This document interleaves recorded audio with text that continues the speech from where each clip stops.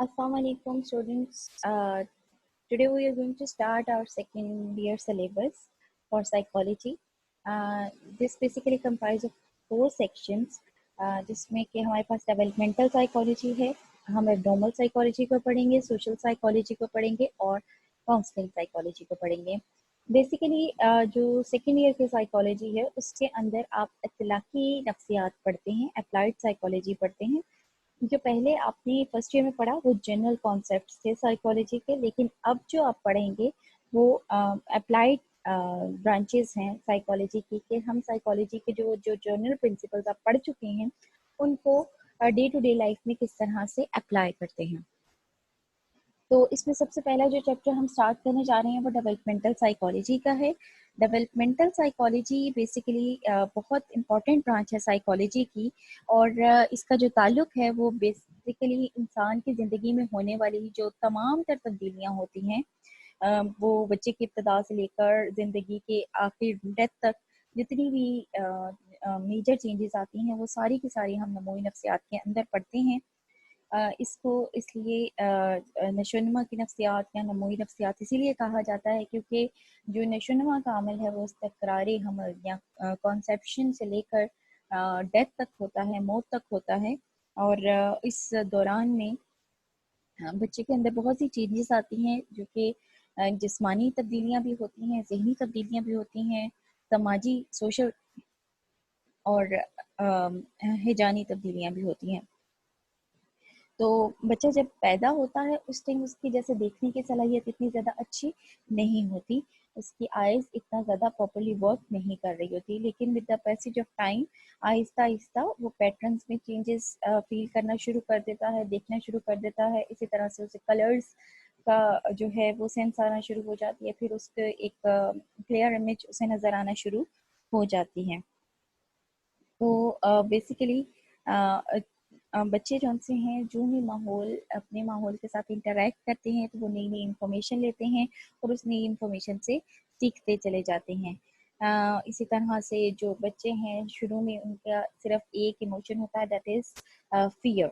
लेकिन उसके बाद आहिस्ता आहिस्ता उसमें दूसरे इमोशंस जैसे कि हैप्पीनेस, इसके अलावा एंजाइटी, एंगर या सरप्राइज वाले जो एक्सप्रेशन है वो भी देने लग जाते हैं. इसी तरह से बच्चे की जो सोशलाइजेशन है आप वो देखें कि पहले जब बच्चा छोटा होता है तो 6 मंथ तक वो सिर्फ अपनी जो प्राइमरी केयर गिवर होता है जो कि उसकी बुनियादी ज़रूरियात को पूरा कर रहा होता है, सिर्फ उसके साथ अटैच होता है, लेकिन फिर आहिस्ता आहिस्ता उसका अटैचमेंट पैटर्न जो है वो चेंज होना शुरू हो जाता है. फिर वो अपने फैमिली मेम्बर्स के साथ इंटरेक्ट करना शुरू कर देता है. इसी तरह से लेकिन उसको स्ट्रेंजर एंजाइटी 8 मंथ्स में डेवलप हो जाती है. अगर उसे लगे कि वो किसी ऐसे माहौल में है जहाँ पर कुछ ऐसे लोग हैं जो जिनको वो नहीं जानता, तो वो स्ट्रेंजर एंजाइटी उस बच्चे के अंदर मौजूद होती है. सो अगर हम देखें तो एक बच्चा जब पैदा होता है उस वक़्त से लेके जब वो बड़ा होता है उसमें बहुत सी चेंजेस आती हैं, जो कि सिर्फ जिस्मानी तब्दीलियाँ ही नहीं होती बल्कि वक़ूफ़ी सतह पर भी वो तब्दीलियाँ होती हैं, कॉग्निटिव लेवल पे भी वो चेंजेस होती हैं. अच्छा, अब अगर देखा जाए तो हमारी जो ये नमूनी नफ्सियात है या डेवलपमेंटल साइकोलॉजी है, इसका बहुत बड़ा रोल है वालिदैन को सही तरह की गाइडेंस प्रोवाइड करने में कि किस तरह से बच्चों की नशोनुमा में किसी भी किस्म की कमी बेशी जो है उसको फिलअप कैसे किया जा सकता है, किस तरह से बच्चों के अंदर जो है प्रॉपर उसकी जो पर्सनालिटी डेवलपमेंट है, उसकी इमोशन डेवलपमेंट है, उसकी इमोशनल रेगुलेशन है, उसको किस तरह से पेरेंट्स को टैकल करना है और किस तरह से उसमें आने वाली जो चेंजेस हैं उसके टुवर्ड्स जो रिएक्शन है उनको पॉजिटिव रखना है. ये सब की सब चीज़ें हम डेवलपमेंटल साइकोलॉजी से ही सीखते हैं. अगर देखा जाए तो डेवलपमेंटल साइकोलॉजी की डेफिनेशन के बारे में अगर हम बात करें तो डेवलपमेंटल साइकोलॉजी में बेसिकली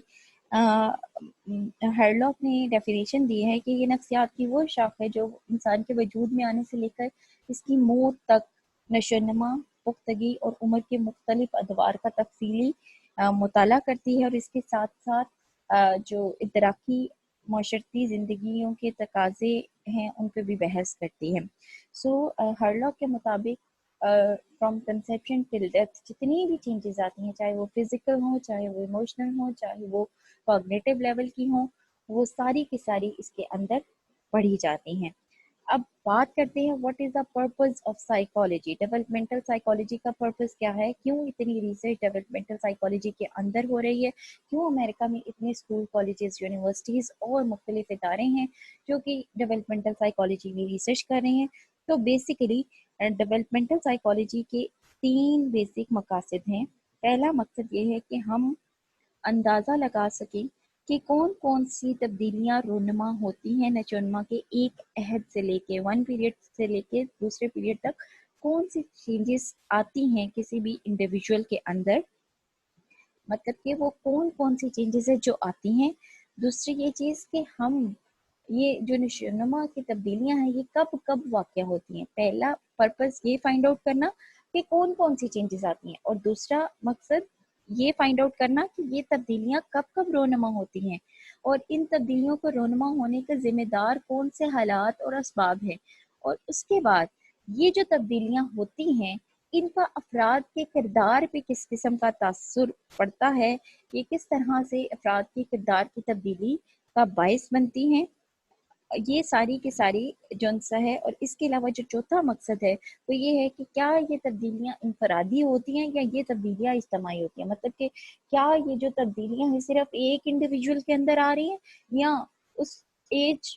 ग्रुप के सारे इंडिविजुअल्स के अंदर आ रही हैं। So there are 4 basic purpose of developmental psychology. पहला पर्पस ये है कि आपने ये फाइंड आउट करना है कि किस किस किस्म की तब्दीलियां आ रही हैं, दूसरा ये कि कब कब ये तब्दीलियां आ रही हैं और उसके असबाब क्या हैं, और तीसरा मकसद ये कि इन तब्दीलियों से फर्द के किरदार पे क्या असर होता है, और चौथा ये कि क्या ये जो तब्दीलियां हैं ये इंडिविजुअल लेवल पे हैं या ग्रुप लेवल पे हैं।